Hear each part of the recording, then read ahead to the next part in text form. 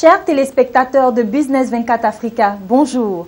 Germaine Bonfin à l'antenne avec vous et heureuse de vous retrouver sur votre magazine Jalo, magazine d'actualité juridique traitant du droit des affaires en Côte d'Ivoire et ailleurs. Il aborde aussi les questions si souvent méconnues du droit du travail.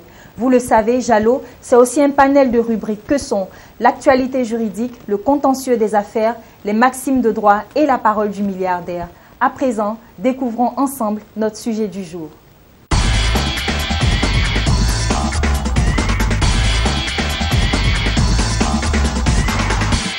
À l'origine et par principe, créées dans un but non lucratif, les organisations associatives se comptent par masse aujourd'hui en Côte d'Ivoire et ont fini par devenir un véritable instrument de commerce, au point même de rivaliser sévèrement avec des entreprises légalement constituées, ce qui ne devrait pas être le cas. Identifions avec M. Jean-Guillaume Niaoré-Mimi, juriste, ces organisations et maîtrisons les critères permettant de dégager le caractère lucratif ou non de leurs actions afin de les distinguer de ces sociétés commerciales.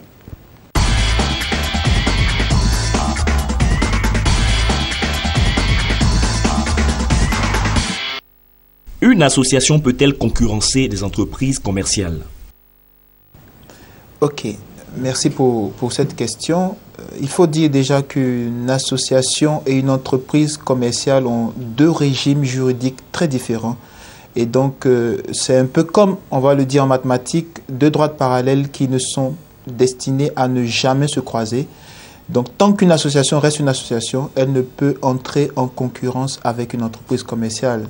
Et donc, tout va partir d'un certain nombre de comportements, d'agissements qui vont donner à l'association de se comporter comme une entreprise commerciale et donc d'entrer dans le jeu de la concurrence. Parce qu'il faut le dire, la concurrence, on apparente un peu la concurrence à un jeu qui a des règles, qui a des interdits. Voilà. Quel est l'intérêt d'une telle question? Aujourd'hui, l'intérêt de la question réside dans le fait qu'on a besoin d'être éclairé sur, comme je le disais tantôt, le jeu de la concurrence. Le jeu de la concurrence qui a donc des règles, des interdits.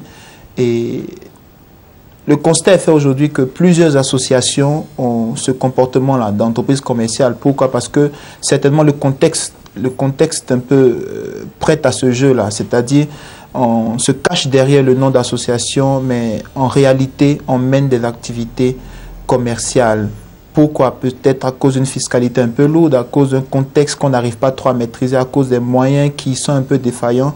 Donc, on se cache derrière ce petit nom d'association, d'organisation associative pour mener des activités commerciales. Il faut rappeler qu'en Côte d'Ivoire, il y a une loi qui a été adoptée en 1991 par l'Assemblée nationale. C'est la loi 91-999 du 27 décembre 1991 qui est une loi relative à la concurrence. Cette loi va organiser donc tout le secteur de la concurrence, les pratiques à ne pas faire, les comportements à ne pas avoir, pour organiser un peu le milieu économique, on va le dire ainsi. Donc, c'est une question très importante aujourd'hui et on a besoin d'être éclairé. L'éclairage de la loi, l'éclairage d'un juriste avisé, l'éclairage de tout un chacun pour avoir le bon comportement et pour ne pas tomber dans les sanctions. Parce que cette loi qui a été adoptée est assortie de sanctions. Vu la loi 91-991 du 27 décembre 1991 relative à la concurrence, quels sont les critères de distinction entre une organisation associative et une entreprise commerciale? Voilà. Donc, vu cette loi, il y a donc cette loi que j'invite tout un chacun à lire, à parcourir avant de se lancer dans une quelconque activité commerciale, parce que cette loi concerne non seulement les entreprises commerciales, mais toute organisation qui se livre dans le commerce, on va le dire ainsi. On peut tirer, on peut faire sortir de toutes ces analyses et l'analyse de cette loi 4 grands critères. Voilà, on a déjà comme premier critère le produit proposé. Deuxième critère, nous avons le public visé. Troisième critère, on a le prix pratiqué sur le terrain. Et quatrième critère, nous avons les méthodes commerciales qui sont mises en œuvre donc, par l'association. Abordons à présent le premier critère qui est celui du produit proposé. Ce que nous devons retenir à propos de ce premier critère concernant le produit proposé, il faudrait que le produit soit véritablement un produit qui est similaire, c'est-à-dire identique au produit offert ou proposé par une entreprise commerciale. Une association qui met à la disposition de ses membres ou des personnes qui y sont affiliées, par exemple, on va dire des feuilles de papier, ne peut pas être jugée, concurrencer une entreprise qui commercialise des stylos à billes. C'est deux produits différents, donc la concurrence ne peut et ne doit même pas exister entre les deux. Elle ne peut donc être jugée d'une entreprise, d'une association qui concurrence une entreprise commerciale. Deuxièmement, il faut savoir que cette activité ou ce produit doit être mis à la disposition donc des membres de l'association dans un cadre bien précis, c'est-à-dire dans un secteur, non pas un secteur d'activité, mais dans un secteur géographique, une certaine délimitation géographique. Et c'est ce qu'on peut retenir de ce premier critère. Ce qu'il faut rappeler par contre, c'est que les produits proposés par les associations, comme leur objet même l'indique, sont des produits qui répondent, on va le dire, à l'intérêt général. Et donc, on sait, pour les associations, elles ont besoin d'un agrément pour pouvoir fournir des services qui visent à satisfaire l'intérêt général. Parce que on ne peut pas, voilà, n'importe qui ne peut vouloir ou prétendre satisfaire l'intérêt général. Il faut donc un agrément qui va donc contrôler ces activités et ces produits. Donc le produit proposé doit entrer dans ces différents critères, si je peux le dire ainsi. Qu'en est-il du public visé? Le public visé par contre par l'association est, contrairement à l'entreprise qui vise toutes sortes de clientèle, le public visé par l'association doit être des personnes qui sont en difficulté, des personnes d'une certaine catégorie ou classe sociale qui n'ont pas accès à ce qu'on peut trouver sur le marché de façon habituelle, c'est-à-dire le marché qui est attaqué par toutes ces entreprises commerciales. Donc ce sont des personnes qui sont soit diminuées physiquement, qui sont diminuées financièrement ou moralement, c'est-à-dire des personnes handicapées, par exemple, qui n'ont pas donc accès, on va le dire ainsi, qui n'ont pas accès à tous ces services proposés par les entreprises commerciales. Donc c'est le public qui est ici visé en principe par une association. Et donc lorsqu'une association se démarque de cette cible-là, elle entre dans le champ d'action des entreprises commerciales. Parlez-nous maintenant des prix pratiqués. Ok, les prix pratiqués par l'association doivent être des prix différents. On va le dire, des prix, on va le dire des prix sociaux. On va le dire ainsi. Donc des prix qui sont accessibles à une catégorie de personnes qu'on a citées dans le deuxième critère, une catégorie de personnes. Donc ce sont des prix qui sont étudiés. Ce sont des prix qui sont souvent subventionnés parce qu'il faut rappeler que certaines associations peuvent bénéficier, des associations dites d'utilité publique, peuvent bénéficier donc de certaines libéralités par des organisations internationales, des ministères, des personnes privées. Et donc ce sont des prix qui sont subventionnés, ce sont des prix qui sont étudiés pour répondre à un besoin social. C'est un peu cela. De quelle méthode commerciale s'agit-il en matière de distinction? En ce qui concerne les méthodes commerciales pratiquées par les associations, il faut dire qu'une association en principe n'a pas d'activité commerciale. Donc, elle n'a pas besoin de mettre en œuvre certaines méthodes commerciales pour attirer une certaine clientèle.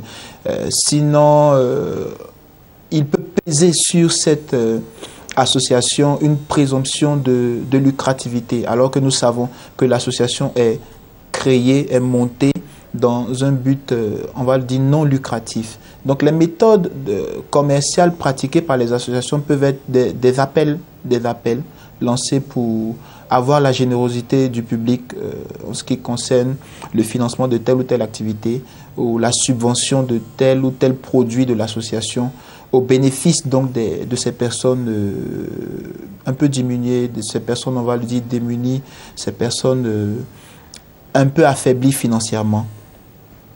Donc, c'est ce qu'on peut retenir des méthodes commerciales. Ces méthodes doivent être vraiment, vraiment différentes et se démarquer de celles qu'on a l'habitude de voir en ce qui concerne les entreprises commerciales.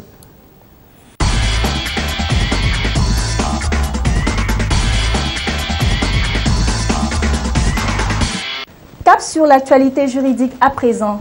La joie des commerçants n'aura-t-elle été que de courte durée en Côte d'Ivoire avec la création de la Cour d'appel de commerce?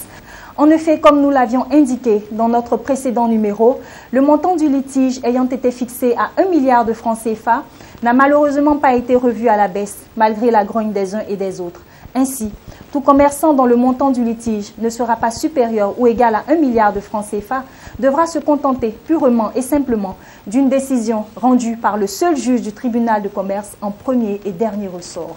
Pratiquement, M. Kodjovi, commerçant, assigne devant le tribunal du commerce M. Yaovi pour un litige portant sur une créance commerciale d'un taux de 700 millions de francs CFA. Après la décision du juge, aucune des parties ne pourra interjeter appel.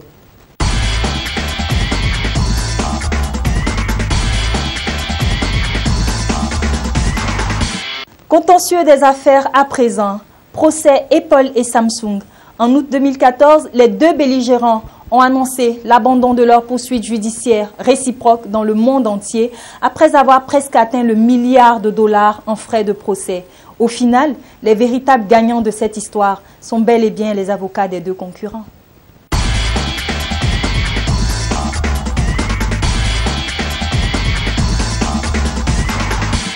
Aujourd'hui, notre maxime de droit s'est inspiré du procès entre Apple et Samsung pour dégager cette belle pensée d'Honoré de Balzac sur la réalité juridique. Elle dit ceci: un mauvais arrangement vaut mieux qu'un bon procès. En effet, un compromis, si peu favorable soit-il, vaut mieux qu'un bon procès. L'arrangement facilitant les échanges humains permet de gagner en temps et en argent, autant d'impératifs liés à la tenue d'un procès. Finalement, Apple et Samsung auraient dû s'inspirer de cette maxime. N'oublions pas, un mauvais arrangement vaut toujours mieux qu'un bon procès.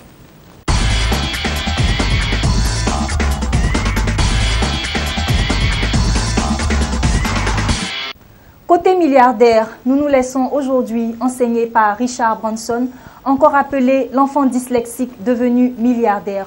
La dyslexie est un trouble spécifique de la lecture apparaissant à la suite d'une lésion cérébrale. Ce mal touche le système nerveux central et empêche l'enfant de se développer normalement. Richard Branson, touché par ce mal, a mené des études médiocres en se distinguant par ses mauvaises notes. Malgré les humiliations de son proviseur, cela ne l'a pas empêché d'être aujourd'hui président-directeur général du groupe Virgin, spécialisé dans les activités aériennes et les chaînes de distribution. À propos de la richesse, il dit ceci: l'argent aime l'amour de ce qu'on fait. Si en vous levant le matin, votre travail vous apparaît comme une corvée, alors arrêtez et faites autre chose. Effectivement, si nous prenons du plaisir à notre travail, cela accroîtra nos chances de créer une atmosphère positive d'innovation et notre affaire sera florissante. Autrement dit, pour réussir, soyons heureux. Et c'est heureux que nous vous disons au revoir. Soyez Jalo, soyez Business 24 Africa.